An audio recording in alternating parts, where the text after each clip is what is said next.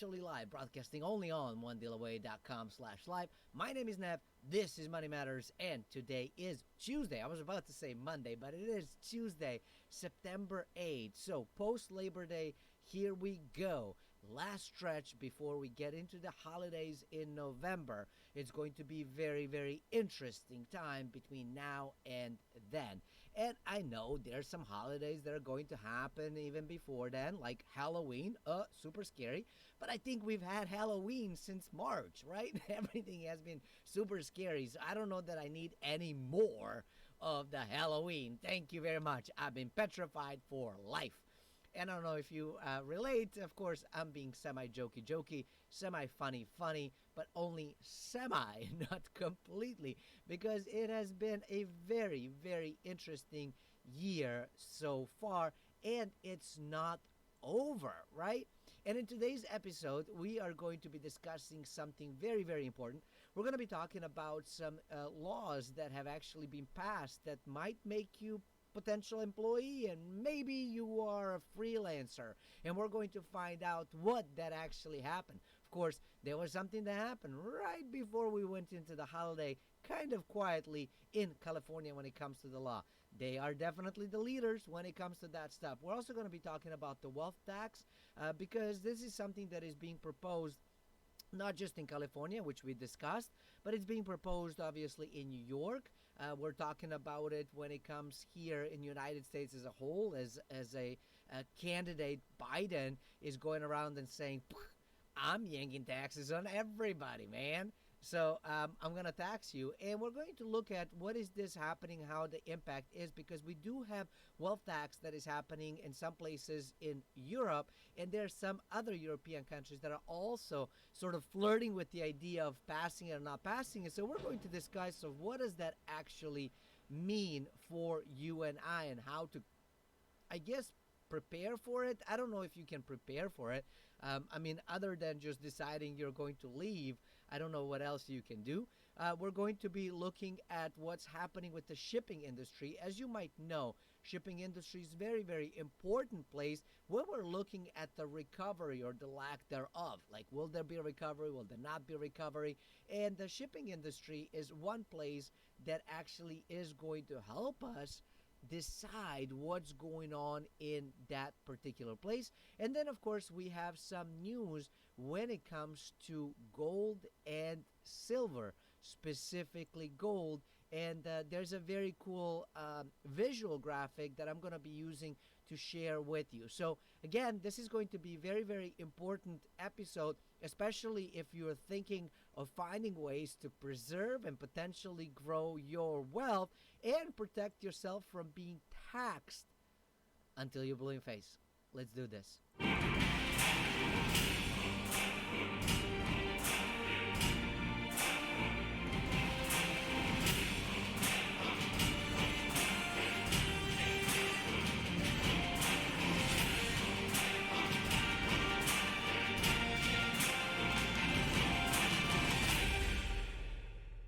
All right, and good morning and welcome. Hopefully you're enjoying your cup of joe or tea or whatever else that you enjoy early in the morning. Hey, I am not judging. Okay, all right. So anyways, I do want to welcome everybody watching this live on onedealaway.com. Feel free to sign in, say hello, and as always, we're going to do a Q&A at the end of the episode. For you watching on YouTube or potentially elsewhere, do me a huge favor, smash that like button, do subscribe if you like news about money and wealth, and of course strategies of how to make more and protect what you got. And do hit the bell button so you get notified every time that the thing goes live. All right, so let's get started. Let's do this. We don't have a lot of time, and we have a lot of things to talk about. So one of the things is, one of the news reports is saying like, oh, don't talk about the D word, also known as the deflation. There's a new thing that is happening around the globe. And of course, this particular news information is coming about Europe and Euro area, but it does talk about everything that we have seen and experienced even here in the United States, and that is the euro area inflation turns negative, right? So we used to call negative inflation deflation. That used to be the term, right? It's when the monetary supply is deflating. Now, we're not experiencing monetary supply deflation. We're experiencing monetary supply inflation. It's inflating the amount of it, but we are experiencing in some areas a deflation in prices, reduction in prices, right? So that would be a technical term for it. However, the news are coming in and they are not calling it deflation. They're actually saying negative inflation. Negative inflation. I guess when we start having hyperinflation, are we going to call it very negative deflation? I don't know. But that is one of the new categories that is kind of coming in. And the interesting piece right over here that I wanted to share with you is highlighted. The rest of it we didn't, but I think it's important to kind of highlight this particular piece that consumer prices for the euro area fell by 0.2% on annual basis in August. Economics expectations were 0.2% rise, which means that they've missed it by almost half a percent. Okay, 0.4. Let's be accurate here. The core rate of consumer price inflation, excluding food and energy, hit a record low of 0.4%. Now, the interesting piece over here is that they're, of course, talking about the whole negative inflation versus deflation and that kind of stuff, which I get it, and I do think it's kind of funny and sort of silly. But I think what we want to also focus on is this conversation right here, the core rate of consumer price inflation, excluding food and energy. Well, you can exclude it all you want. We still need it, right? I still need to eat. I still need to cool my house or heat it or provide energy so that I can work from home, right? So if you exclude that, is that really real? And so this brings me to this conversation that a lot of times you will see the economists, you will see the governments, when they're talking about the core inflation, they start doing all kinds of manipulation to the inflation thing to make us all feel better. You can make me feel all you want. At the end of the day, I feel the impact. The easiest way for everybody to calculate their own inflation rate, as opposed to relying on news articles like this, and nothing against this news article, it was more talking about the negative inflation versus deflation, but just to get everybody on the same page, I think it's important that we talk about the impact of inflation. And inflation is really sort of silent way of yet another taxation of our money. And it's important for us to discuss it because it's important for us to understand that it does have implication, not just, on some sort of page somewhere, but they will report all kinds of good things that are sort of silly. They're saying, well, your computer is twice as fast, so we're going to discount the price. Well, no, my cost is still the same. I still had to pay the $2,000 or $1,500 or $700, whatever the price you paid, right? Yes, the computer is faster. Yes, it has more memory. Yes, it has a touch screen or whatever that it didn't have, 5 years ago, whatever. But it still costs me money, costs me real money. They're also saying, well, when it comes to the food basket, hey, you're going to switch from beef to chicken. And when the chicken goes up, you're going to eat veggies only. Well, potentially, but my price is still the same. And they're saying, well, we shouldn't count the food into the inflation piece or energy, right? That's silly. Let's put that aside. We're not going to worry about that. We're just going to focus on other stuff. Well, you can focus on it all you want. It still costs us money. So the easiest way for everybody to calculate is take a look at your bills from, say, a year ago this time. Calculate what your average basket was, what your average expenses were for the month, right? And we're not going to count any extravagant vacations or anything like that, but just the day-to-day living, right? The food, the car insurance, the gas, the energy for heating or cooling, the mortgage or rent, transportation, all the other stuff that kind of like is the normal living stuff. Then look at the price and then look at the price today, and that is going to give you your actual inflation rate. Now, we just talked about the fact that inflation is a form of taxation, a sort of quiet taxation, but taxation on our money. And the reason that they have it, honestly, is because it's set up as a deflationary, as a inflationary society, as consumer-driven society, and all of our money is debt. And of course, when you borrow, you need to actually have that debt kind of be eaten by the inflation. As such, it exists. So it's one way to kind of tax the money, and it also, because it's consumer driven, the fact is that if the dollar is worth less a year from now than it is today, meaning you can buy less next year than you can buy this year, the idea is that you will be sort of incentivized to go and shop. That is another reason why we have this puppy. But talking about taxes, let's talk about this particular article that talks about the wealth tax, which actually is a warning to all taxpayers, meaning everybody around the world, right? So let's take a look at what's going on. And this is beautiful thing right over here. Using opportunity to also get some water while you take a look and entertain yourself with this really funny. So, let's see what's been going on in the world. Well, we have seen that we have been increasing debt, and not just over the last 2 decades. This has been happening, roughly for about 40 some years, right? Plus minus, and now we have way more debts.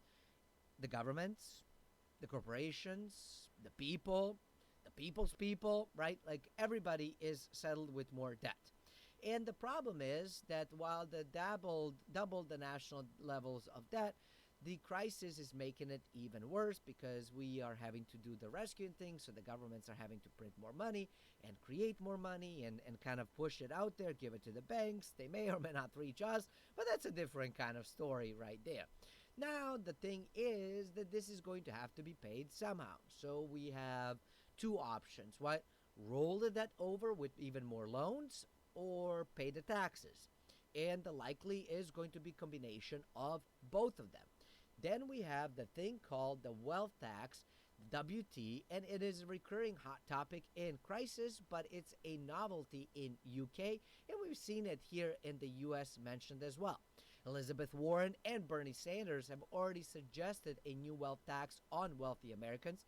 Joe Biden proposed the predicted increased taxes for households at every income level, and California Democrats have raised two proposals to raise taxes on the quote-unquote rich, right? We've talked about all of those things, or at least most of them. Now, what they're basically doing is that the UK is looking at the same thing and saying, maybe we should explore this as well. The pandemic makes the case for British wealth tax undeniable. A wealth tax helps to reduce inequality. It is an economic and moral necessity. But what is a wealth tax and how does it work and what are the experiences around the world? We do have some historical context and stuff. And the interesting piece is that the wealth tax is very, very similar to a property tax, except it takes into account everything you have. So your real estate, your stocks, your cash, jewelry, boats, cars, paintings. You have a fancy array of shoes. Hey, we'll tax those too. You have some sort of collectible. That's taxable. Hey, your grandpa left you XYZ. Well, not only are we going to do the debt tax for you to get it, but then once you get it, you're going to have to pay an ongoing tax for owning it. Congratulations. So wealth tax is basically tax on any tangible asset that could be appraised for a monetary value, which is just about everything. Even this glass could potentially be a taxable event because, hey, somebody somewhere might decide that this is $1, and hey, dollar by dollar, I might hit that wealth tax threshold, and you might as well, right? So that's kind of what it is. And what does it do? Well, it encourages people evading, right? Avoiding, leaving. And what it does, it also encourages people to stay, well, broke, right? Because if I know that if I work really, really hard to create a business entity, to accumulate assets, to save money, right? But I also know that once I actually get to that stuff, you're going to tax me to death. Then why the heck would I do it? I'm just going to stay broke, right? Watch Netflix, play video games, and let the government pay me to do nothing. Now, you could agree or disagree, and I'm not saying that I understand exactly how we solve the poverty level problem. I think better education and access into the stuff is something that we need. But again, that's just my thinking. Let's continue on with the article. So European wealth taxes have in Europe we have had countries have had the wealth taxes, and most of them scrapped the idea that it was counterproductive. But European wealth tax generally brought in a mere 0.2% of GDP in revenue, and this is a study from the Cato Institute, right? And today we have those taxes in Belgium, Norway, Switzerland, and Spain, and they actually have wealth tax. Norway is considered to enforce the toughest wealth tax of them all. And so now we get to look at what's going on with the Norwegian wealth tax so that we can learn what the impact could be if that shows up to UK or US, Australia, or country near you. So Norwegian wealth tax started back in 1800s. Can you believe that? And as most of them, it was introduced as a temporary measure, but as we know, most taxes, most government temporary stuff never disappears, never goes away. It just keeps on growing. It's like a freaking mushroom. It spreads and keeps coming back year after year, and you can spray that anti-mold, anti-mushroom thing all you want. That puppy is going to find a way. So you just gotta cut it, replace, and move on out. That's it. Wealth tax has several adverse effects acknowledged, but it's also ignored by the Norwegian government. So the claims are that it targets the rich. However, there's a problem that there's no common definition of rich. In the US, they're basically proposing that the rich should be $32 million or higher. Okay, cool. But then UK is saying, well, rich is anybody who has 750,000 pounds or more, which I guess we could say would be what? 1.2, 1.3 million dollars, right? Something like that, roughly speaking. On the other side of the scale, Norwegian tax system defines rich as a net worth of only $164,000. Now, you have to remember before you go and think like, wait a minute, I don't make $164,000, I'm safe. No, no, no, no, no, no, no, no, no. This is not income. This is everything you own, right? Car, house, income, cash, stocks, bonds, jewelry, you name it, it goes into counting for this stuff, which means that a lot of people in United States will fall under this stuff. And now imagine that you are getting taxed not just on income, because if this is passed in US or potentially UK, you still have income tax. That's not going away. You still have sales tax. That's not going away. You still have real estate tax. That's not going away. We're just going to add a tax to it. Yeah, let's do that. Why don't we? Hey, but let's continue learning. Now, what they have found out is that although the exact numbers are not necessarily being presented, it has been found that a great number of the few extremely wealthy Norwegians have left the country. They're living in London now. Can you believe that? Of course you can. It's easy. Why not? World tax, well, that too might be coming, effectively targets small business owners, homeowners, and any other person or family savings. Because imagine, right, if you are in a business, right, and you're trying to build it, and like we talked about, and you're trying to get the inventory, and you're trying to get the place of location, you need a computer, and you need internet, and you need blah, blah, blah, blah, blah. All of those things account for it. And so now we actually can see that it could be very, very difficult, especially if your income is not necessarily keeping up with the whole thing. Norway enforced a ceiling tax, or a tax ceiling, preventing anyone to pay more than, watch this, 80% of total net income. Wow, gee, thanks. You get to keep a whole whopping 20% of what you earn. Thank you for your slavery. I'm sorry. I don't know how else to call it other than if I am working out of an entire year, only 2 months I work for myself, but everything else was for the government. That's pretty darn close to modern day slavery, but it gets even better or worse depending how you look at it. In 2009, the ceiling was removed. Today, some taxpayers pay more tax than income. Now imagine that. Imagine that you are making, say, I don't know, $50,000, but your tax is $80,000.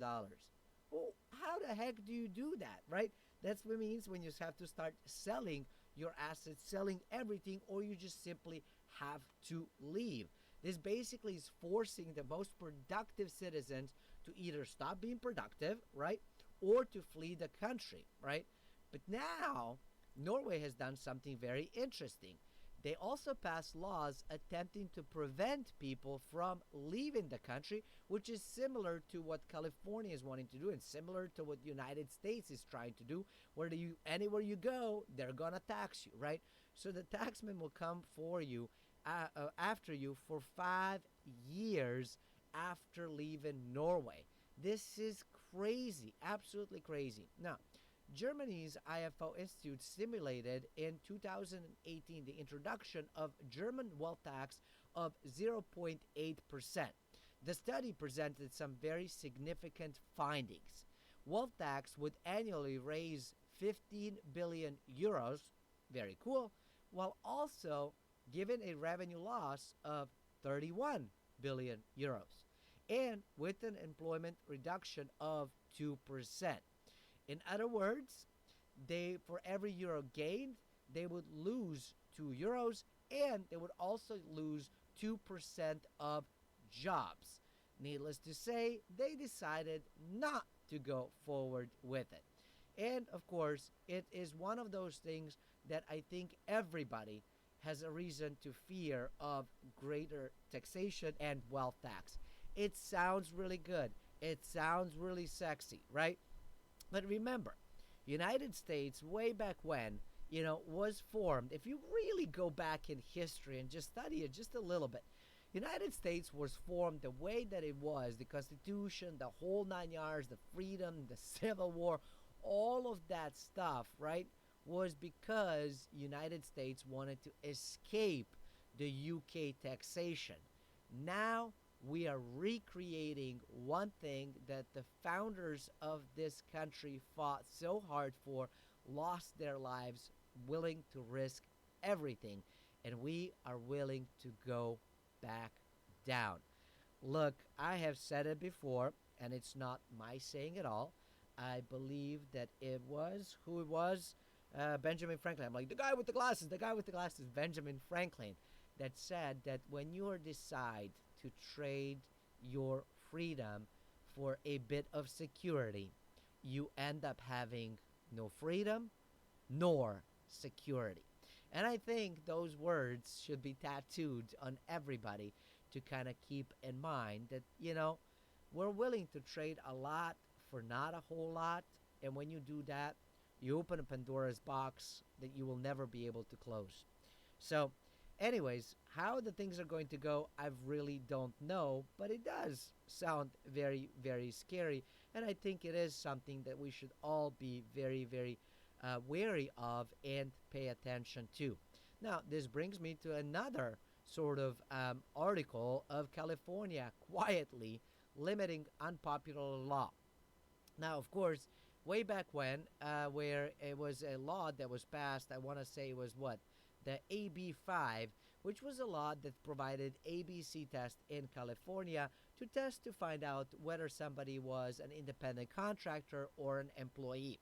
The argument was that most of the people were hired as independent contractors, but they were actually employees and should be paid as such, right? They should get benefits, they should get time off, they should get, at least minimum wage, blah, blah, blah, blah, blah. Well, there was an announcement that the new law known as AB 2257 has passed, And it was posted on governor's website on September 4th that it was signed into the law. And it's basically trying to sort of expand on the limitations of the law. And the law, what the ABC test was basically that, an employee or the independent contractor actually is free from control and direction by the hiring company, perform work outside the usual course of business of the hiring entity, and independently established in that trade, occupation, and business. Now, the problem is that while it ran into some headwinds, and of course, I think there's still some sort of legal battles happening with it, the freelance workers were starting to see unemployment. They were starting to lose jobs. And many of them found themselves basically out of work because they were not able to, and the companies were not hiring them. The companies outside of California said, forget it. If you're a freelancer, if you're a person in California, I want nothing to do with you because I don't want to break the law and I don't want to deal with all of this stuff. Then we started to stop the freelance writers from accepting more than 35 assignments from a single publisher, hindered ability for musicians to accept regular paying gigs, and just a host of problems. Of course, then people were kind of going in petitioning the government, and here was one of the statements that was issued. Based on dozens of meetings with freelance journalists and photographers, we have submitted language to Legislative Council that will cut out the 35 article submission cap and instead more clearly define freelance journalism. After that, we have the AB 2257, and it abolishes the 35 item submission limit for writers and photographers contained in AB 5. It also exempts translators, appraisers, and registered foresters from restrictions, but it still places the strong restriction, and we'll see kind of how the whole thing is going to play out. Of course, Uber and Lyft and that kind of stuff, they're still kind of going back and forth, still talking about whether they're going to be employees or independent contractors and whether they're going to pull out of California. One thing that I did hear from reliable sources is that there was allegedly, I don't have it on me, so I can't say for sure, but allegedly, we can definitely look it up, and please do, that, since the evolution of Uber and Lyft, not only has the cost of being able to transport oneself from, place to place was much cheaper and potentially better and improve the taxi service, but also has started to reduce severely the cost of drunk driving and accidents caused in such regard, because more people were more prone to just simply stop on an app, get a ride home, and call it a day. So that's one thing that you should kind of think about and consider. Now, we also have another news that also is talking about, well, are we there for recovery? Where are we with the whole thing? We understand that there's some laws changing about employment. That's not going to go away anytime soon. I think it's going to continue evolving. We have news and evolution when it comes to taxation. Again, I don't think that is going to change. And now we're going to get a triple squeeze or a quadruple squeeze, because the fourth one is coming right after this one, that is talking about the recovery or the lack thereof. Now, many times, in order to kind of figure out of what's going on in the world and in the trade and that kind of stuff, what people do is they will follow what's happening with the container volumes and shipping. Because when they're shipping, like while you and I in our mailbox might get like a little envelope or a little box or whatever, when those things are shipped across the continents, across the nations, they're on those giant 40 or 80 foot containers loaded onto this giant boats and stuff and go from port to port. And that's really what this article talks about. We're focusing on global trade again and the U.S. economy. And the trade indicators in the evolution of container volumes at the Port of Los Angeles, arguably the number one port in the U.S. in terms of container volume and value of the busiest entry into the ocean trade with China and with Asia, of course, because they're on the West Coast. It makes perfect sense to me. The economic panorama has hardly improved in recent months if we rely on shipping data. Year over year statistics about container volumes are still in contraction, with the latest figure for July out a minus 6.1%. As you can see, we've seen a little bit of recovery because at the latest lowest point in March, we were negative 30.94. Now we're only negative 6.1. So definitely improvement since March, but in March everything was freaking shut down. So it kind of makes sense why that is. But now people are thinking, well, we're completely recovering and we have recovered. So of course you would expect this to go higher. But it's not. The global supply chain has not fully recovered, and global trade remains hampered by potential resurgence, by potential reclosures, and we're seeing that we are potentially entering a much deeper problematic forces ahead. And this is going to take years to recover, right? It's not going to recover overnight. And so you're hearing it from everywhere. And I don't know exactly how things are going to roll out. I know that many people are sort of hopeful that particular candidate is what's going to save them. But I think many more people are starting to wake up and realize that, hey, it doesn't really matter who's in the White Office, right? In the Oval Office, White House, so it became White Office. It doesn't really matter, right? It doesn't really matter who's in charge because, you might they will sell you on everything that they want to sell you on and tell you whatever you want to believe in order to get elected. But once they get in, whether they even truly want to do it or not, this machine is way too big. The cogs are way too stuck. And, there's just, it's a very, very slow moving, bureaucratic, red tape ridden kind of environment that we're living in. And it's not just in U.S. I think that that's around the world. And so I think it's important to understand that concept and component. And I think more people are starting to wake up to realize, wait a minute, this is not going to change, and it's time for me to take action on my own, which is why we're seeing so many people starting to basically go into things like crypto, into their own, taking care of their own actions, into trying to figure out how to invest, into, buying gold and all those different things. And speaking of gold, well, we also have news from this weekend that is very incredibly bullish on the gold. And that is that the pension funds are joining the gold party. They are coming in.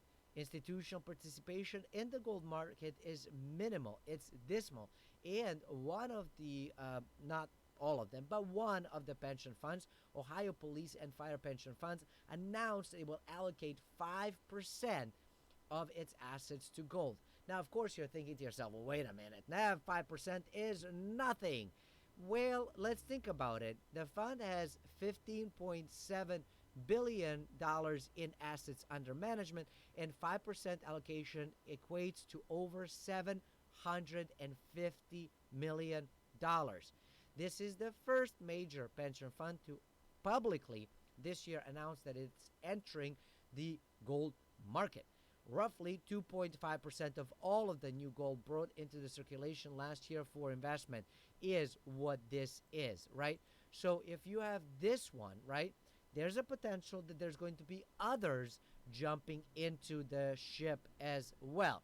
Ohio is only the 7th most populous state, and this fund is one of only 8 similar public pensions in that state alone.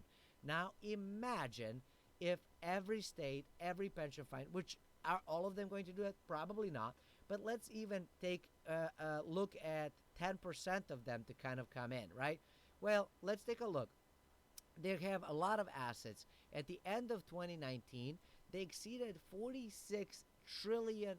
$46 trillion. Even if we take 10% of it, that's $4.6 trillion. Now, this brings me to this particular graph over here. Let's take a look. We've played around with this before. Let me see if I can make it bigger. It doesn't really matter what I do with it, does it? No, it doesn't. All right, so I'm going to stop trying to make it bigger because it doesn't really matter what I do. It doesn't change anything. So if they go in, and this is gold, this is basically gold right over here, and this is jewelry. All right, this is behind below ground, right? I was trying to make it bigger, but I can't. So this is below ground right here. This is jewelry. So this, the blue stuff, is the gold thing in it, right? And this is how small the market is. We're basically saying that using a $1,715 ounce price, the world's gold worth is only $10.9 trillion. So if 5 trillion enters the market, right, and the market is only 10 trillion, that means it goes up 50%. That doesn't mean that there's more supply, because there isn't, right? Supply stays static. I mean, of course, they're bringing additional stuff from below the ground, but it's not coming, like, that's not coming that fast. It's not a freaking t-shirt where you could, like, just sort of mass produce, mass print it, right? It comes as it comes, and then it takes time to go from the mines into the refineries, from refineries onto the onto the folks. And they don't buy jewelry, they don't buy the little coins and stuff. They buy bullion, they buy giant bars, and that's kind of what they have when they buy.